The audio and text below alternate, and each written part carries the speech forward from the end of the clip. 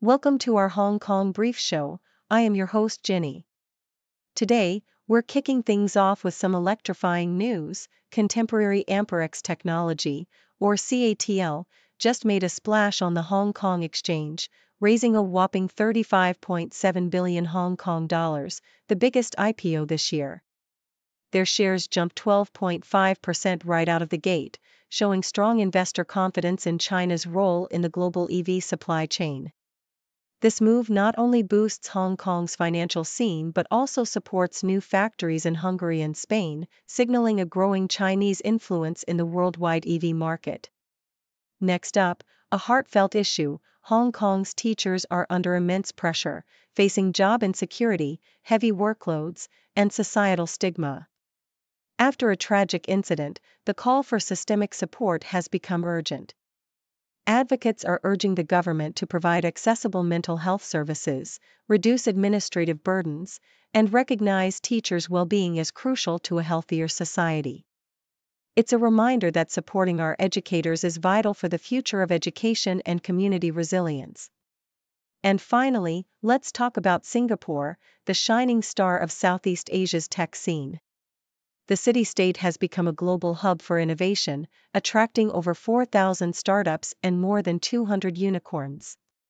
With its strategic location, advanced infrastructure, and heavy investments in AI and 5G, Singapore is paving the way for the next generation of digital breakthroughs. Government programs like IMDA's accreditation efforts are helping startups grow and connect with international markets, making Singapore a true gateway for tech talent and investment. Please continue to watch for more detailed insights. Nikkei Asia vividly captures the exhilarating debut of CATL on the Hong Kong exchange, where the Chinese EV battery giant soared with a 12.5% premium, marking the year's largest IPO. Robin Zeng, the visionary founder, celebrated this milestone as a testament to the company's expanding global influence, emphasizing their role in the zero-carbon movement. The listing attracted immense investor enthusiasm, with over 90% of shares snapped up by international funds, and a staggering amount of margin financing from retail investors eager to partake in this green revolution. The company's strategic plans include building a new factory in Hungary and collaborating with European automakers like Stellantis, signaling a bold push to diversify and expand its international footprint amidst fierce competition and geopolitical uncertainties.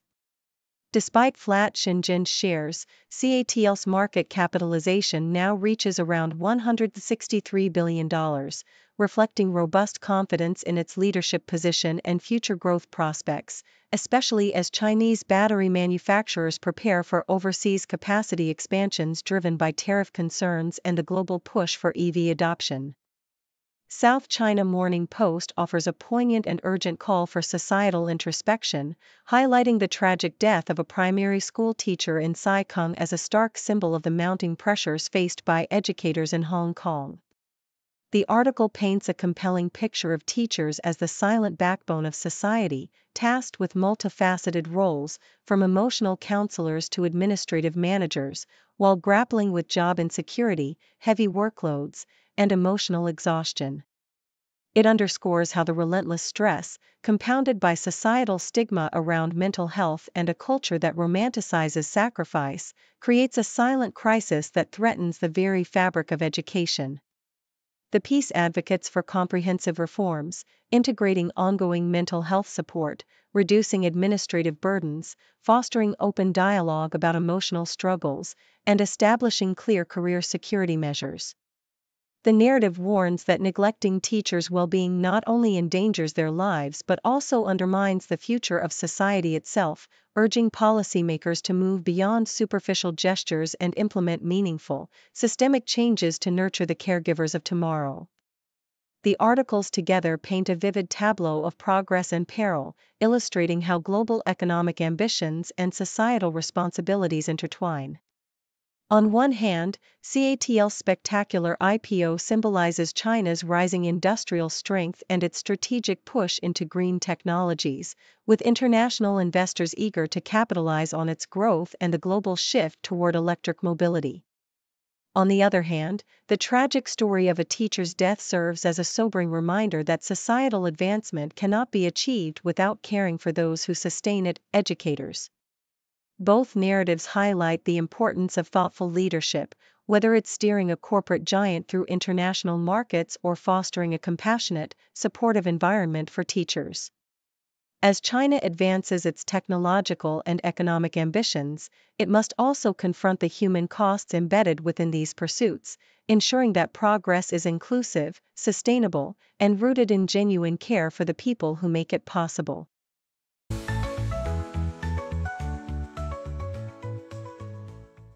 According to South China Morning Post, Singapore has established itself as a vibrant hub for technological innovation and startup growth, leveraging its strategic location, stable governance, and advanced digital infrastructure.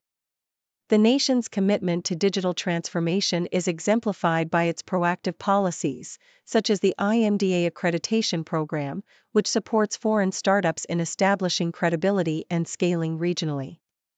Singapore's ecosystem fosters rapid testing and deployment of cutting-edge technologies like AI, 5G, and IoT, which address urban challenges and drive economic prosperity.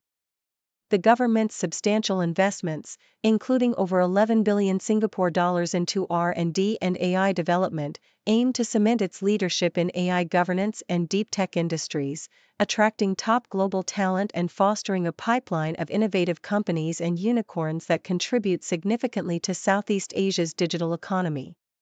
The BBC reports that CATL, China's leading EV battery manufacturer, has made a historic debut on the Hong Kong Stock Exchange, raising nearly 35.7 billion Hong Kong dollars, $4.55 billion, in its largest IPO this year.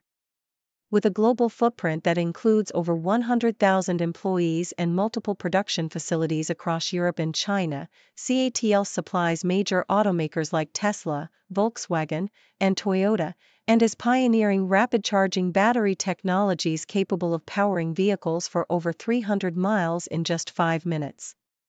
Despite geopolitical concerns, including U.S. security warnings and accusations of military ties, the company continues to expand through strategic partnerships, such as building a new plant in Spain with Stellantis and constructing a second European factory in Hungary. The company's relentless focus on innovation positions it at the forefront of the clean energy transition, even as international tensions underscore the complex landscape of global supply chains and national security debates. South China Morning Post highlights Hong Kong's Phase Scientific as an innovative biotech company that has secured $34 million from private investors to advance its urine-based HPV test, a breakthrough in non-invasive cervical cancer screening. The company's technology, which concentrates biomarkers from urine samples, promises to increase screening compliance and early detection rates, addressing the low adherence to existing testing protocols. With a history of COVID-19 testing innovation, PSI aims to commercialize a home collection kit following large-scale clinical trials, potentially transforming cervical cancer prevention worldwide.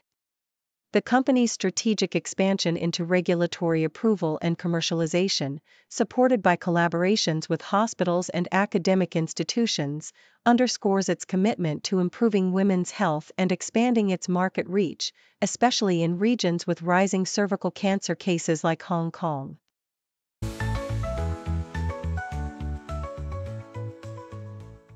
South China Morning Post vividly captures how a 1980s mid-levels apartment in Hong Kong has been transformed into a modern, chic family sanctuary.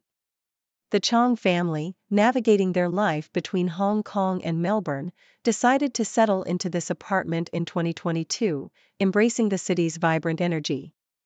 Despite the boxy, compartmentalized layout typical of 1980s Hong Kong architecture, their designer Keith Chan ingeniously maximized the space with minimal structural changes, turning a formal dining room into a cozy family snug, transforming a long corridor into an art gallery, and reconfiguring bedrooms to include en-suite bathrooms and functional storage solutions.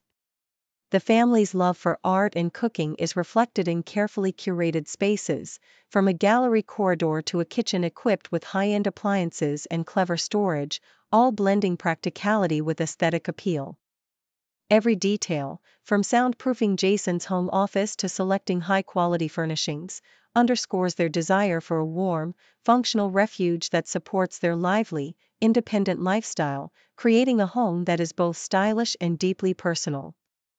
The South China Morning Post also details the strategic financial planning of the Education University of Hong Kong, EDU, which faces the pressing challenge of a declining birth rate impacting its future. As Hong Kong's birth numbers hit historic lows, the university is proactively adjusting its approach, including revamping teacher training programs into double-degree offerings that combine education with other disciplines, aiming to diversify student skills and adapt to a shrinking demand for teachers. The low birth rate, which began its decline in 2017 and reached a low of 32,500 births in 2022, has already led to the closure of numerous kindergartens and a projected drop in preschool enrollment. Despite recent slight increases in birth figures, the overall trend remains concerning, prompting the university to scrutinize its financial sustainability amidst reduced government funding linked to declining student populations. Experts warn that unless EDU innovates and adapts, it risks survival, highlighting the broader demographic challenge Hong Kong faces as the city grapples with an aging population and a shrinking workforce, which threaten its social and educational fabric. SCMP Opinion offers a cautious yet optimistic outlook on Hong Kong's burgeoning self-driving car industry. While skepticism remains among the public and industry leaders about the safety and practicality of autonomous vehicles, recent regulatory advances signal a significant step forward. The government's trial runs, set to expand over the next 5 months, will test driverless cars on more complex roads and at higher speeds, including in Cyberport and Tung Chung. These tests, which began with limited pilot licenses for vehicles operated by Baidu Apollo Go, are paving the way for broader deployment of driverless services, including ride-hailing, within the city. Despite setbacks such as a fatal accident in March and calls for caution from industry experts, officials believe that once safety and reliability are assured, Hong Kong could see the commercial introduction of autonomous vehicles in the near future. This cautious approach aims to balance innovation with safety, acknowledging concerns over job impacts and technological limits, yet recognizing that these trials mark a pivotal move toward making driverless cars a practical reality in the city's crowded streets.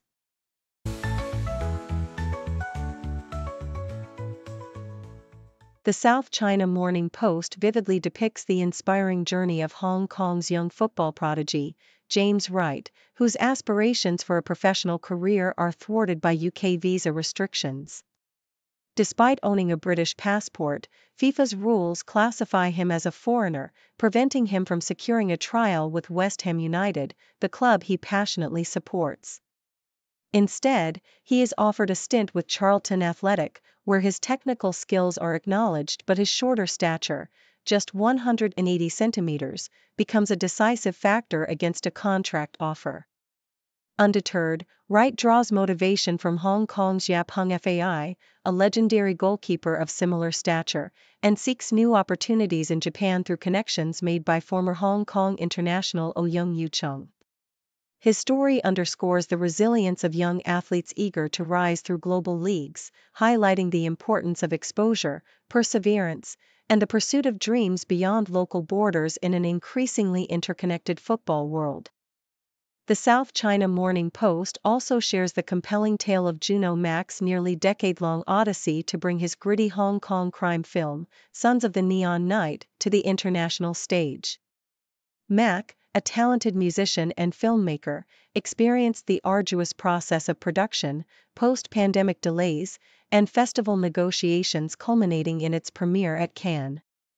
The film's journey reflects a labor of love, with meticulous construction of elaborate sets in China and cutting-edge digital effects that vividly recreate a dystopian Hong Kong in 1994.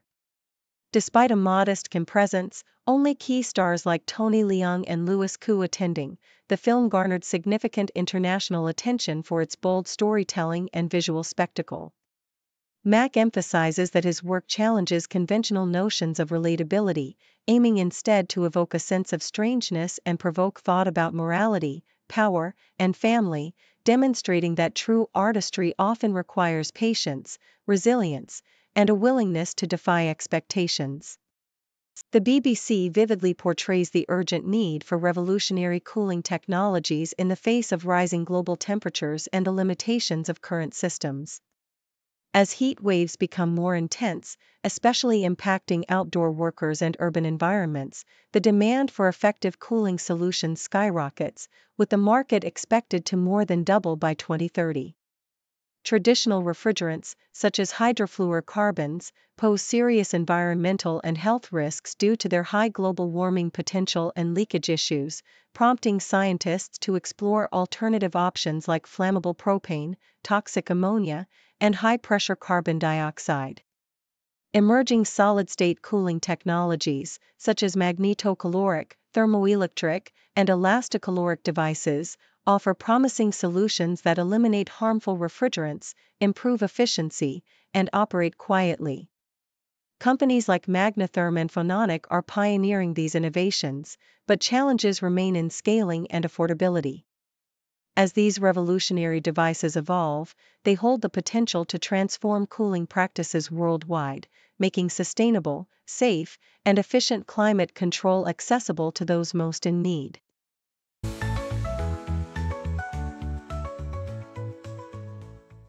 South China Morning Post highlights how China has strategically weaponized its control over critical minerals, particularly rare earth elements, to strengthen its leverage in the ongoing US-China trade war. Recent incidents of smuggling and export restrictions underscore Beijing's tightening grip on these vital resources, which are essential for manufacturing advanced military equipment, smartphones, and fighter jets. With China producing 92% of the world's refined rare earths and dominating the processing chain, the U.S. faces significant supply chain vulnerabilities, especially since it relies on China for about 70% of its imports. The U.S. has struggled to develop domestic processing capabilities, with only a few mines like California's Mountain Pass capable of extracting light rare earths, and no significant capacity for heavy rare earths crucial for defense and aerospace. Meanwhile, China continues to tighten export controls, even as it claims to ease tariffs temporarily, maintaining its strategic dominance. The U.S. has attempted to diversify sources, seeking minerals from Ukraine, Greenland, and Africa, yet these efforts are hampered by limited processing infrastructure and geopolitical complexities. Experts warn that unless the U.S. invests heavily in research, talent, and mining capacity, China's irreplaceability in the critical minerals sector will persist, posing a long-term challenge to American technological and military ambitions. Thank you for tuning in.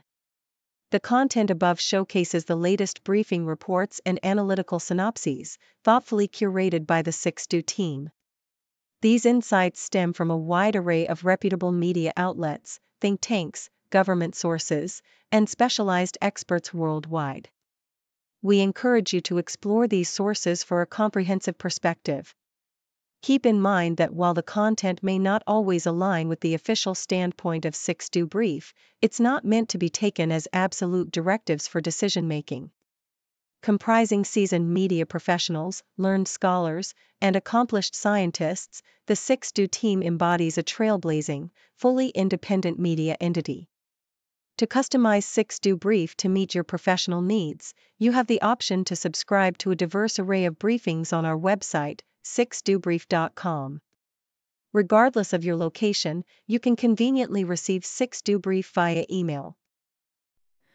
Morning sunlight on the street, city whispers soft and sweet, faces mix in daily grind, every story intertwined, cultures blend like colors bright, languages in the silent night, On the table, stories told, food and feast upon so bold.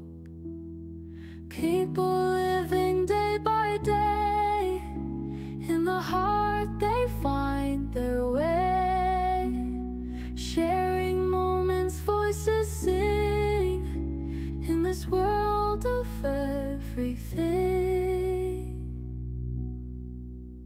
Society and rhythms beat, entertainment's fleeting heat, echoes of wars and fears, laughing through our unseen tears. Children playing in the park, drawing dreams till after dark. Elders speak of days gone by, washing shadows from the sky.